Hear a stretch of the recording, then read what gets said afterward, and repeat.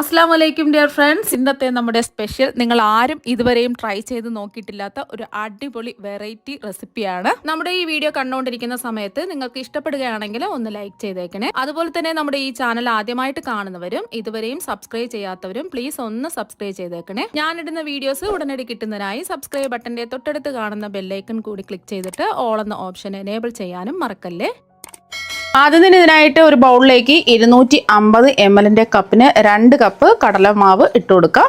നമ്മൾ കടയിൽ നിന്നും വാങ്ങുന്ന കടലമാവ് എടുക്കുന്ന സമയത്ത് ചെറിയ ചെറിയ കട്ടകൾ പോലെ കിടക്കും. അതൊന്ന് അരിച്ചിട്ട് വേണം കടലമാവ് എടുക്കാൻ.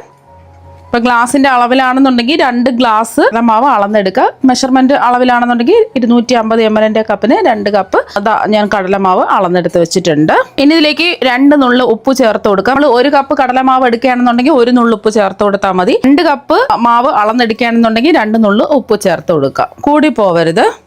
ഇനി ഇതിലേക്ക് നമ്മൾ ചേർത്ത് കൊടുക്കുന്നത് 2 നുള്ളു ബേക്കിംഗ് സോഡയാണ്, സോഡാപ്പൊടിയാണ്. അതും നമ്മൾ 1 കപ്പ് കടലപ്പൊടിയാണെന്നുണ്ടെങ്കിൽ 1 നുള്ളു ബേക്കിംഗ് സോഡ ചേർത്താൽ മതി. 2 കപ്പ് കടലമാവ് ആയതുകൊണ്ടാണ് 2 നുള്ളു ബേക്കിംഗ് സോഡ എടുത്തിട്ടുള്ളത്. അതും കൂടിപ്പോവരുത്. ഈ ഉപ്പും ബേക്കിംഗ് സോഡയും മാവിൻ്റെ എല്ലാ ഭാഗത്തും എത്തുന്നതിന് വേണ്ടിയിട്ട് ഒന്ന് മിക്സ് ചെയ്യാം.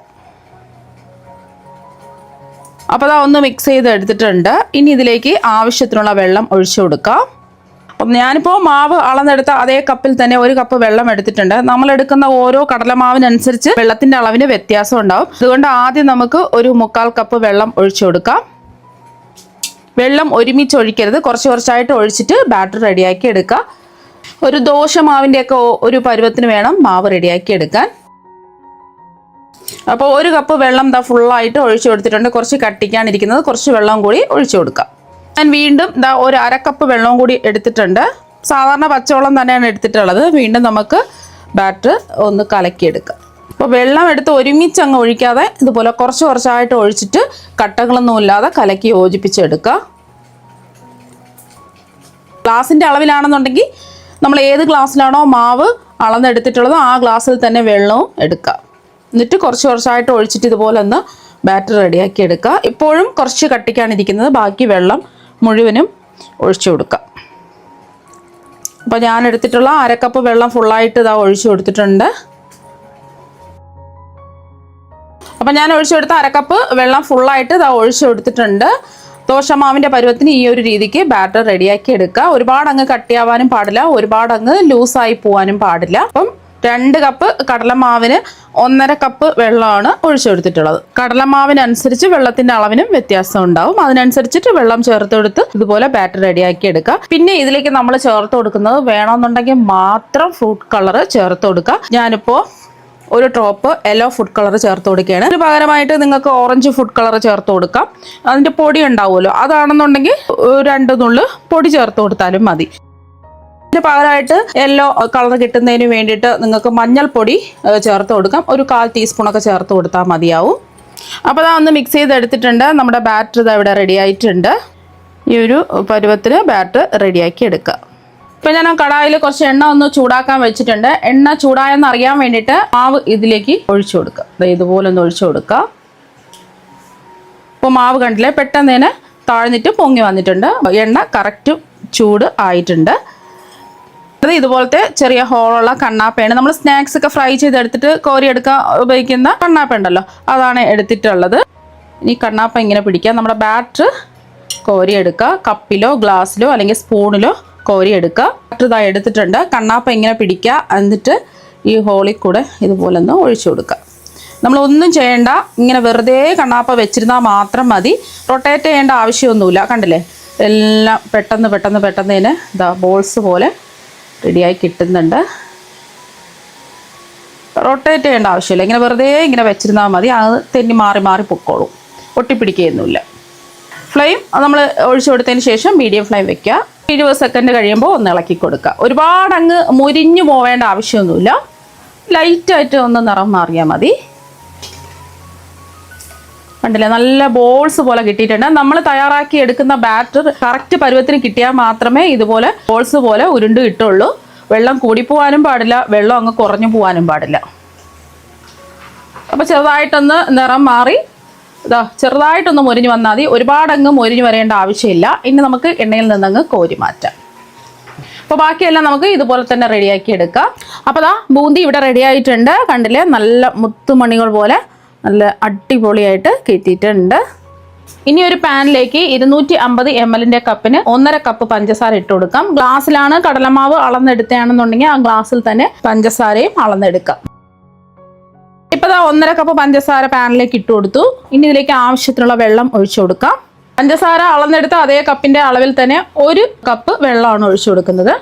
1.5 കപ്പ് പഞ്ചസാരയ്ക്ക് 1 കപ്പ് വെള്ളമാണ് ഒഴിക്കേണ്ടത്. മീഡിയം ഫ്ലെയിം വെച്ച് കൊടുക്കുക. പഞ്ചസാരയൊക്കെ ദാ ഒന്ന് അലിഞ്ഞു വന്നിട്ടുണ്ട്.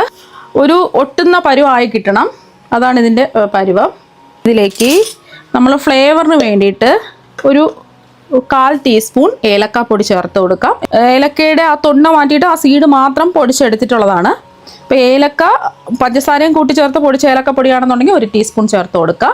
അഥവാ ഇത് രണ്ടും ഇല്ലാന്നുണ്ടെങ്കിൽ 3-4 ഏലക്ക തല്ലി ചതച്ച് ചേർത്ത് കൊടുത്താലും മതി. ഇനി ഇതിലേക്ക് നല്ലൊരു കളറ്, നമ്മൾ നേരത്തെ ബൂന്തിയിൽ കളർ ചേർത്തിട്ടുണ്ട്. ഈ പഞ്ചസാര പാനിലും കുറച്ചൊരു കളർ കിട്ടുന്നതിന് വേണ്ടിയിട്ട് വേണമെന്നുണ്ടെങ്കിൽ മാത്രം കളർ ചേർത്ത് കൊടുത്താൽ മതി. ഞാനിപ്പോൾ ഒരു ഡ്രോപ്പ് കളറ് ചേർത്ത് കൊടുക്കുകയാണേ. ഇനി ഇതിലേക്ക് ഒരു ചെറിയൊരു നാരങ്ങയുടെ പകുതി നാരങ്ങ, അതിൻ്റെ കുരു എല്ലാം മാറ്റിയിട്ട് ഇതിലേക്ക് പിഴിഞ്ഞ് ഒഴിച്ചു കൊടുക്കാം.